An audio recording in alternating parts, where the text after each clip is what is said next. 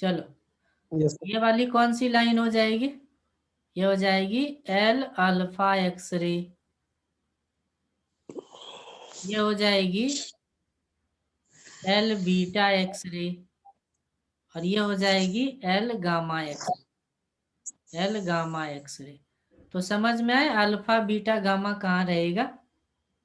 ऐसा क्यों बताया हूं मैं, रीजन बता रहा हूं मैं, जिससे कि याद रख सको। देखो, जो एल पे आया था वो एम से आया था, एन से आया था, ओ से आया था। और हमने इसको बोला था यहाँ से जंप करेगा इलेक्ट्रॉन, तो यहाँ से एक्स रे जनरेट होगा। इसको हमने बोला था कि अल्फा एक्स रे। फिर यहाँ से यहाँ जंप करेगा इलेक्ट्रॉन, और फिर ये एक्स रे जनरेट करेगा। इसको बोला था कि बीटा एक्स रे। किसका वेवलेंथ ज़्यादा या कम है? तो देखो, ये जंप किया है यहाँ से यहाँ, और ये जंप किया है यहाँ से यहाँ, तो किसका एनर्जी ज़्यादा है? सर उस वाले का सर, उसका एल एम वाले का सर, किसका एनर्जी ज़्यादा है? देखो, एन बीटा वाले का वाले सर। का ज़्यादा है, बीटा वाले का ज़्यादा है, यस सर। अल्फा वाले का कम है। नहीं, इसके पास इतना ही एनर्जी है, और इसके पास ये पूरा एनर्जी है।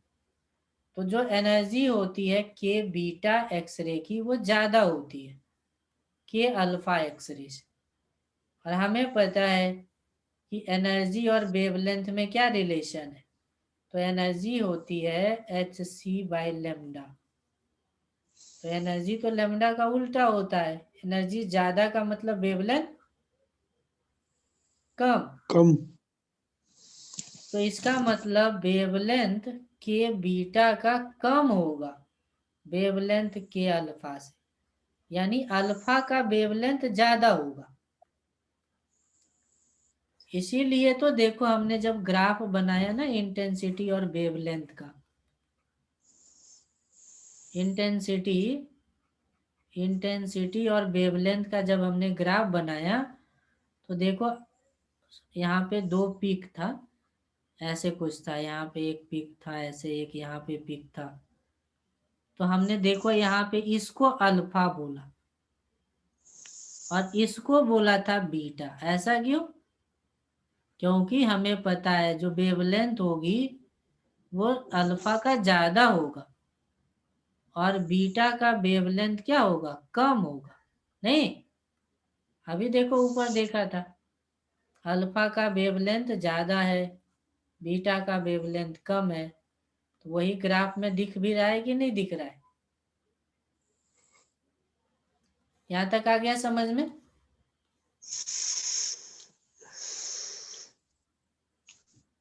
सर इसमें गामा, गामा का, गामा एक्सरे वाला। अब तो आगे समझ जाओगे ना। गामा का यस तो सर। उससे भी कम रहेगा, गामा का क्या रहेगा? उससे भी कम रहेगा। आ गया बात समझ में? Yes sir. चलो, एक और पॉइंट मैं डिस्कस करूंगा, और वो है effect of intensity. Effect of intensity on X-ray. Intensity की एक्सरे पे क्या इफेक्ट होगी, या इंटेंसिटी कैसे बदल सकते हैं, ये चीज आप समझना।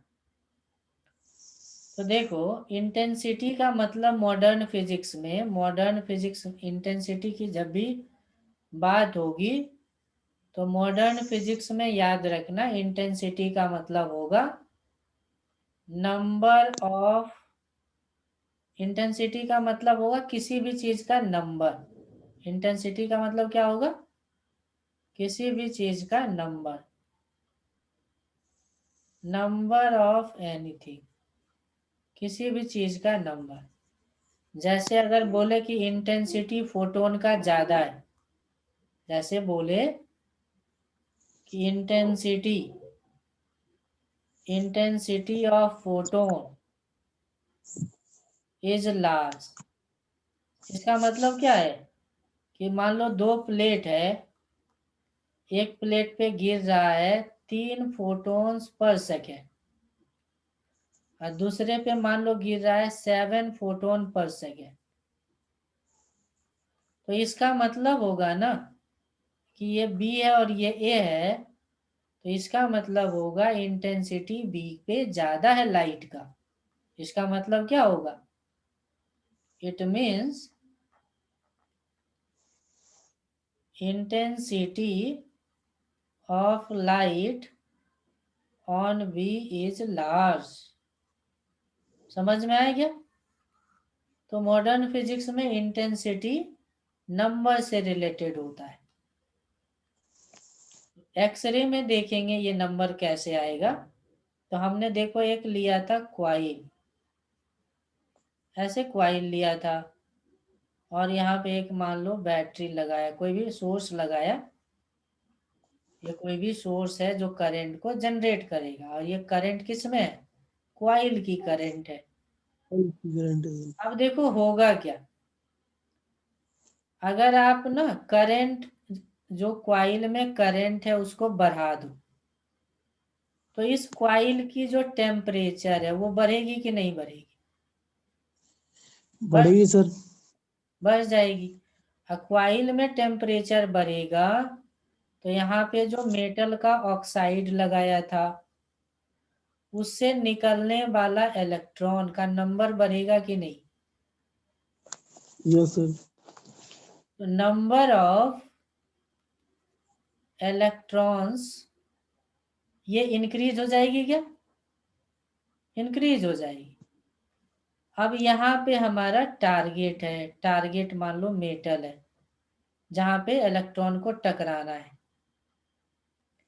यह है हमारा टारगेट मेटल जहाँ पे इलेक्ट्रॉन्स को टकराने हैं, टारगेट मेटल्स।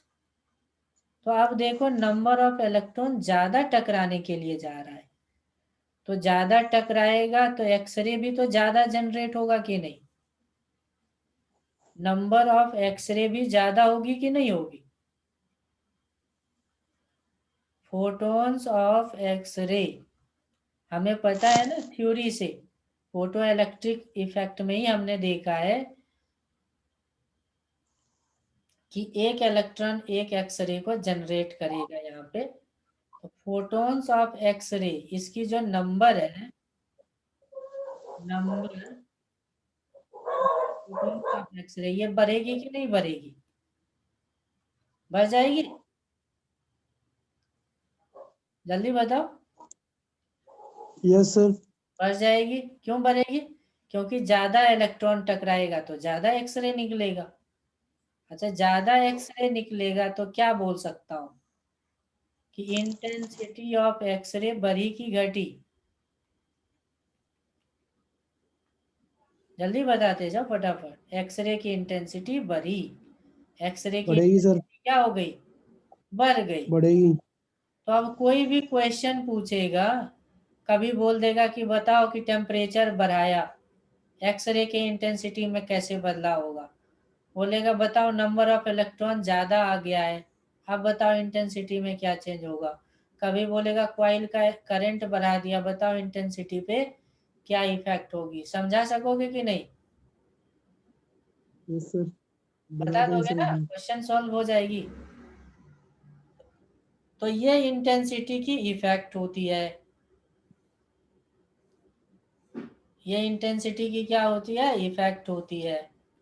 अब एक दो साइंटिस्ट के बारे में बात करेंगे जो एक्सरे को डीपली स्टडी करा था। ठीक है, studies of X-ray by different scientist.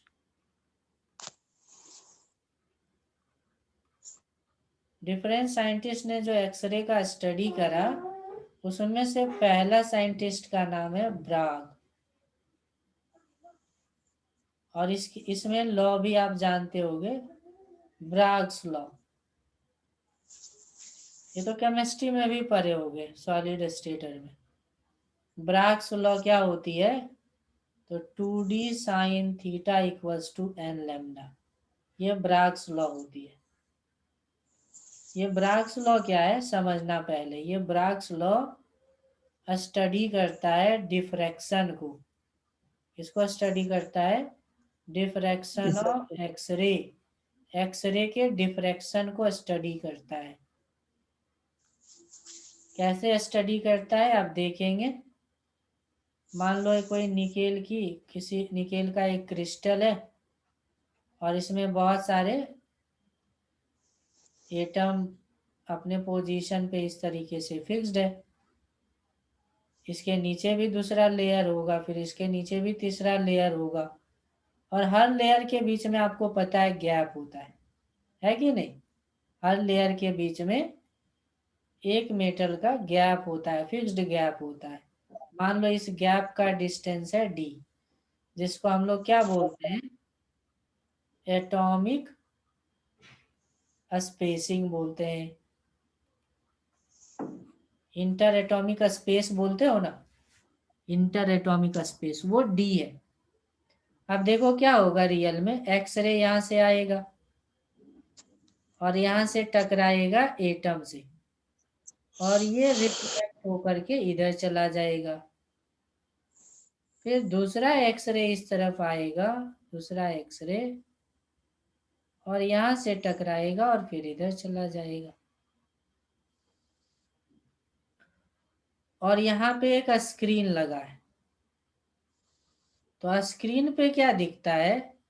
Screen पे ब्राइट और डार्क पैचेस का फॉर्मेशन दिखता है। स्क्रीन पे क्या दिखता है?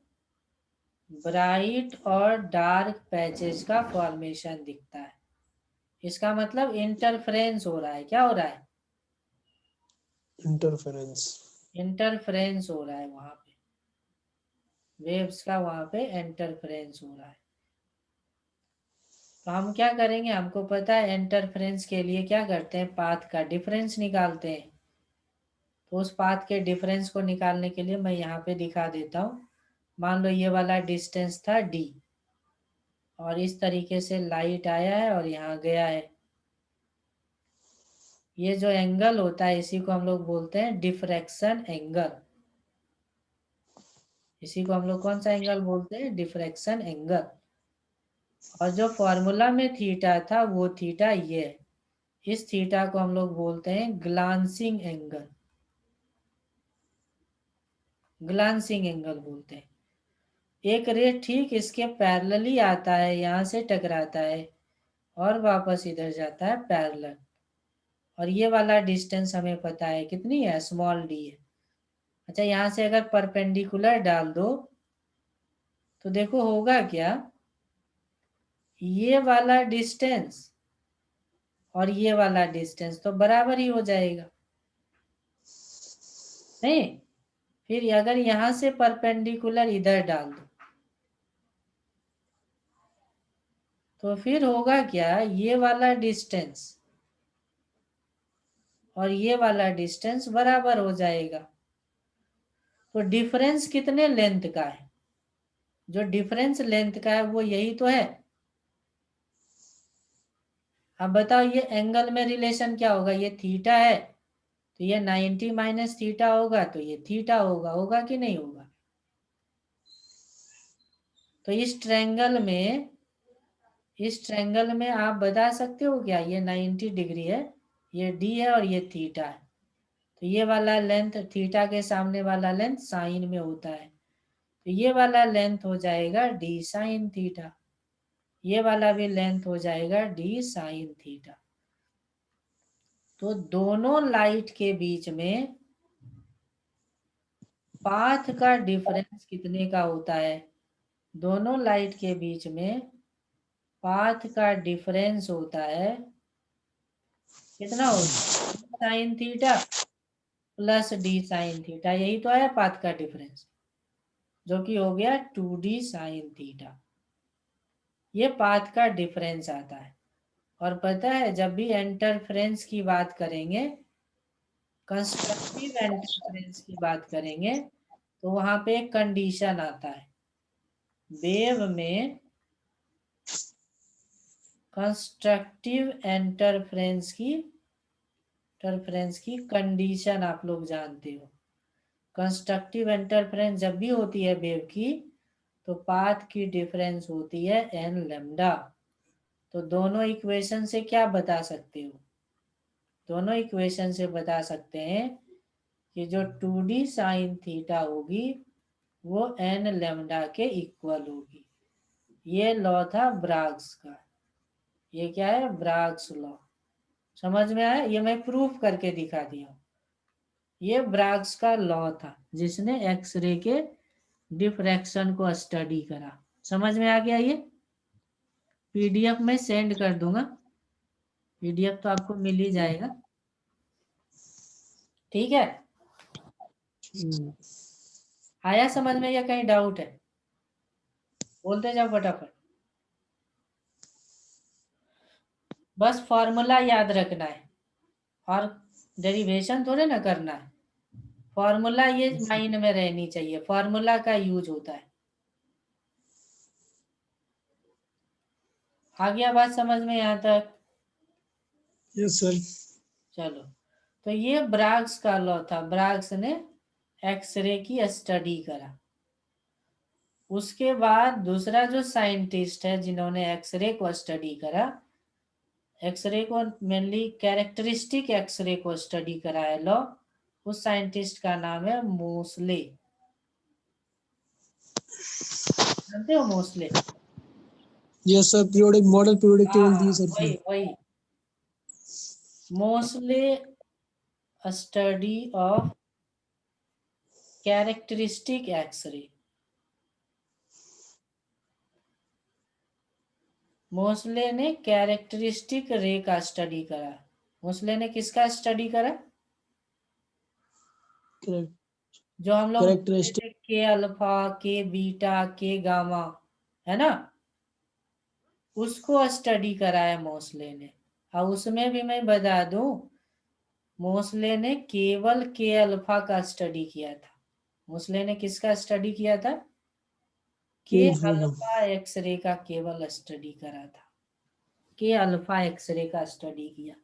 तो उन्होंने अपने स्टडी में क्या पाया कि जो एक्सरे होती है उसकी जो फ्रीक्वेंसी की रूट होती है वो एटॉमिक नंबर पे इस तरीके से रिलेटेड होता है। ये था मोसले की स्टडी। मोसले ना डिफरेंट एक्सरे की स्टडी करके अलग अलग मटेरियल के लिए अलग अलग टारगेट को यूज करके के अल्फा को स्टडी करा और अंडर रूट एफ का, अंडर रूट ऑफ फ्रीक्वेंसी का जेड के साथ रिलेशन देखा। तो क्या पाया कि उसका ग्राफ कुछ ऐसा था, और इसी ग्राफ का ये इक्वेशन है। इसी ग्राफ का क्या है, ये इक्वेशन है। समझ में आया? तो एक सिंपल स्टेटमेंट है, under root F equals to A Z minus B. यहाँ पे ए और बी पॉजिटिव कांस्टेंट है, ए एंड बी क्या है, पॉजिटिव कांस्टेंट। और बी की वैल्यू 1 आप लिखोगे, किसके लिए लिखेंगे, के अल्फा के लिए। जब भी के अल्फा एक्सरे की बात होगी तो बी की वैल्यू क्या रख देना, 1 रख देना। क्वेश्चन जो भी नीट में आते हैं वो के अल्फा के लिए केवल आता है जिसमें बी की वैल्यू क्या रख सकते हो, 1 रख सकते हो, 1 रख सकते हो। तो इसी पे बेस्ड क्वेश्चन आता है। जैसे अगर मान लो क्वेश्चन किस टाइप का होगा, फ्रीक्वेंसी का मान लो रेशियो दिया हुआ है 16, एक एटॉमिक नंबर Z1 का वैल्यू दिया हुआ है, Z1 का वैल्यू दिया हुआ है 37, तो Z2 का वैल्यू पूछ रहा है। बना दोगे? सॉल्व करके देखो कैसे बताएंगे। तो हमें पता है एक्सरे के लिए गिवन रहेगा कि ये कैरेक्टरिस्टिक एक्सरे की फ्रीक्वेंसी की रेशियो है। तो हमें पता है एक्सरे के लिए क्या होती है, अंडर रूट एफ होती है ए जेड माइनस बी, यही तो होती है, तो 2 के लिए लिखना है तो क्या करोगे बताओ? 2 के लिए लिखना है तो F1 Z1 हो जाएगा, और दूसरे के लिए लिखेंगे तो क्या हो जाएगा? Z2 हो जाएगा। रेशियो कर देंगे,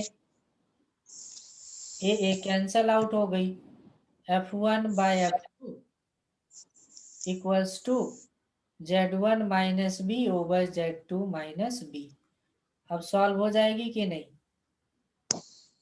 F1 बाय F2 की वैल्यू 16 दिया है, Z1 की वैल्यू कितना दिया है देखो 37 दिया है। 37 माइनस बी का वैल्यू कितना होता है? 1। बी का वैल्यू अपने सिलेबस में हमेशा 1 रखेंगे। सॉल्व कर देंगे तो 16 का रूट हो जाएगा 4, क्रॉस मल्टीप्लाई कर दो तो 4Z2 माइनस 4 इक्वल्स टू 36। तो 4Z2 की वैल्यू 40, तो Z2 की वैल्यू क्या हो गई 10। बताओ कौन सा एलिमेंट है? आपसे क्वेश्चन में पूछ सकता है कि एलिमेंट कौन सी है। तो 10 किसका एटॉमिक, बताओ 10 किसका एटॉमिक नंबर है? नियॉन। हाँ एटॉमिक नियॉन का सर। नियॉन है। तो ये भी क्वेश्चन में पूछ सकता है कौन सा एलिमेंट है, तो नियॉन है। समझ में आ गया क्या? Yes sir. तो ये स्टडी था मोस्ले का कैरेक्टरिस्टिक एक्सरे पे। इस तरीके का स्टडी था। ये आ गया बात समझ में? हाँ, characteristic X-ray study by the Mosley.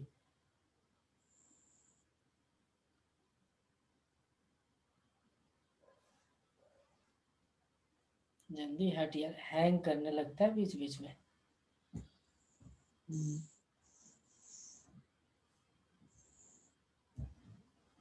और बताओ नितिन, इतने इतने दिन बाद ज्वाइन कर रहे हो। सर नितिन उस दिन सर नेटवर्क नहीं आ रहा था। तो वो देख लिया करो लेक्चर, ठीक है? लेक्चर देख लिया आज करो।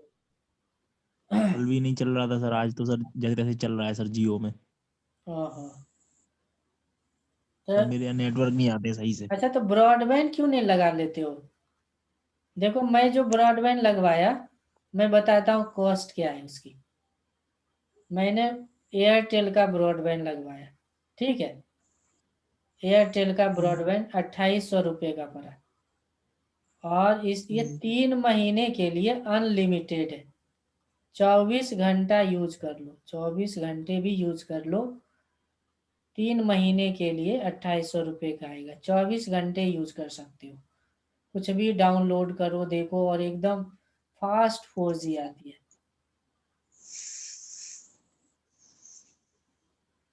ज्यादा कॉस्ट हो जाता है क्या? नहीं सर, ये तो बहुत इजी पड़ेगा। लेकिन सर 2800 रुपये सर इस समय ज्यादा कॉस्ट हो रहा है सर। हाँ, विद्यार्थी के लिए कॉस्ट। हाँ सर। अभी स्टूडेंट लाइफ है ना, तो सब कुछ देखना हाँ पड़ेगा। नहीं नितिन? जी सर। सर। हाँ, तो कल मैं आपको बताऊंगा एटॉमिक थ्योरी के बारे में। एटॉमिक थ्योरी, ठीक है? एटॉमिक थ्योरी, और इसमें कुछ मॉडिफिकेशन है डी ब्रॉगली का, और फिर न्यूक्लियर थ्योरी की बात करूंगा, ठीक है? तो ये नेक्स्ट क्लास में मैं कवर कर लूंगा, एटॉमिक एंड न्यूक्लियर थ्योरी, ठीक है? Yes sir. यहाँ तक आप कंप्लीट जी कर सर। लेना। यहाँ तक आप कंप्लीट पूरा रिवीजन कर लेना, फिर क्वेश्चन की भी अच्छे से प्रैक्टिस करनी है, क्योंकि मॉडर्न को किसी भी हालत में नहीं छोड़ना है, पता है ना? 6 से 8 क्वेश्चन के बीच में आता है। 6 से 8 क्वेश्चन मॉडर्न में रहता है, तो समझ लो कितना हो गया। 24 से लेकर के 32 मार्क्स तो केवल इसी से आ जाना है। नहीं, यस इस सर। पे पूरा ध्यान रखना है। कोई हो ना हो, मॉडर्न को पहले प्रायोरिटी देंगे, इसीलिए मैं मॉडर्न ही स्टार्ट कर रहा हूँ। एक एक टॉपिक को अच्छे से लूंगा, उसके बाद क्वेश्चन की भी प्रैक्टिस करेंगे। अच्छा, इसका मैं आज और कल का जो क्वेश्चन है एक्सरे, आज मैं क्या बताया आप लोगों को? आज मैं आप लोगों को एक्सरे के बारे में बताया। अब आप क्या करोगे, मेरे YouTube पे जाओगे और वहां पे देखोगे कि एक्सरे